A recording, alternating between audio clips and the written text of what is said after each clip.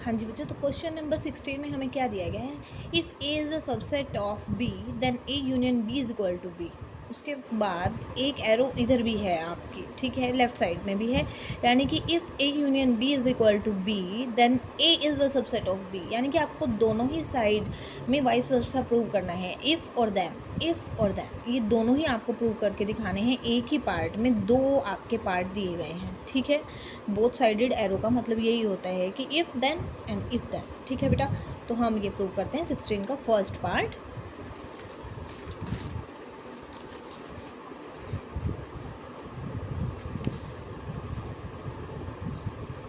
If A is the subset of B then both sided arrow लगा करके कि A union B जो है वो आपका बी के इक्वल होगा, ठीक है।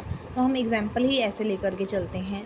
लेट, आप ये वाली कंडीशन को फॉलो करेंगे पहले कि let A is equal to 1 2 then B is equal to, A is the subset ना, तो ये 1 2 तो इसमें आएगा, ठीक है। 4 5 ले लो आप, A is the subset of B, ठीक है, हमने वो कंडीशन ले ली है। अब हम ए यूनियन बी निकालते हैं, ये निकाल करके दिखाते हैं, ठीक है।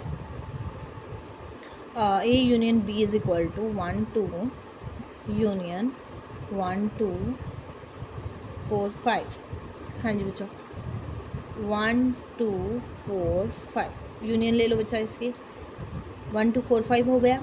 अब ये है क्या था, क्या लेकर के चलो आप, बी।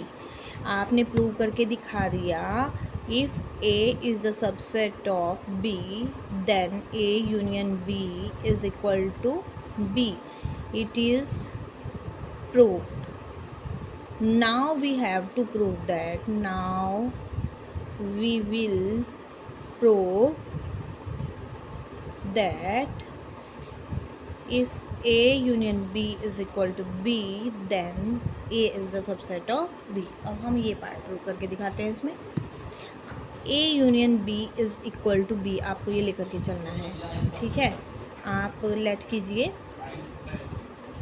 यही वाला एग्जांपल हम लेकर के चलते हैं। A union B is equal to B हमारा आ रहा है, आप अदर एग्जांपल ले लो इसका कुछ और। A union B is equal to B लेकर के चलना है, ठीक है। तो A union B is equal to B. Let A is equal to 1 4, B is equal to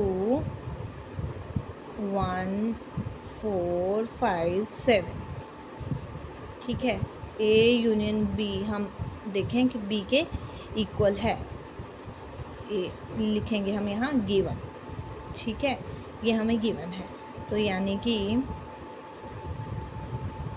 A union B is equal to B 1 4।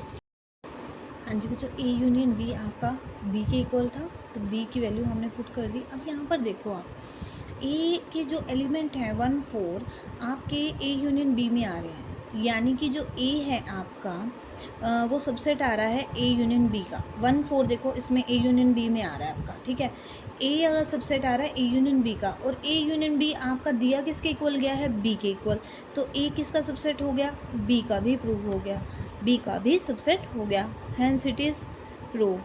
अब एक मेथड है बेटा आपका, इसमें वो जनरल मेथड से इसको आप सोल्व कर सकते हो। जनरल मेथड से आप सोल्व कर सकते हैं कि एक्स एलिमेंट कोई ले लेते हैं, यहाँ पर हमने एग्जांपल्स लिए हैं, आप जनरल मेथड से भी इसको सोल्व करके दिखा सकते हैं, ठीक है।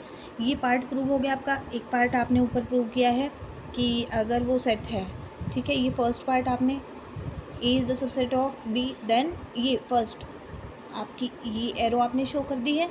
अब आपने क्या प्रूव कर दिया कि अगर आपके पास ए यूनियन बी बी के इक्वल है तब आपका ए बी का सबसेट है, यानी कि if A union B is equal to B then A is the subset of B. आपने ये सेकेंड पार्ट भी प्रूव कर दिया। दोनों को अगर आप मर्ज कर देते हो तो आपका क्या प्रूव हो जाएगा, जो आपको इस पार्ट में प्रूव करके दिखाना था, यानी कि A is the subset of B then A union B is equal to B.